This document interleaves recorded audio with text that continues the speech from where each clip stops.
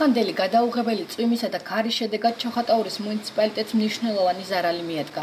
განსაკუთრებით დაზარალდა სოფელი ნაბეღლავი, სადაც ჩამოწოლილმა მეწყერმა და მოვარდნიაღვარმა დააზიანა გზები, ხიდები, საცხოვრებელი სახლები.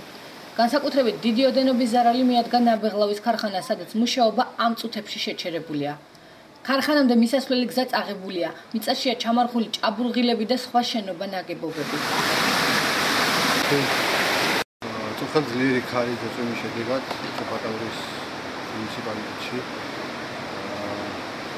დინარეები გუბაზეული სუფსა ადგილდა და მის ხეობაში საკმაოდ ბევრი დაზიანება მიაყენა. სოფლებშიც საკმაოდ რთული მდგომარეობა, ბახმაროს გზა ჩამოწვა, მაგრამ თითელი ღამით იმუშავა ტექნიკამ და გახსნილია ამ ეტაპზე. არის დენის ელექტროენერგიის მიწოდების პრობლემა იგივე ბახმაროში და სხვა ინფორმაციებს ვაგროვებთ კიდე სოფლებიდან. ჯგუფები შექმნილია და მიმდინარეობს ზარალის დათვლა. როგორც აქაურები ამბობენ, ამ მასშტაბის სტიქია სოფელში არასოდეს ყოფილა.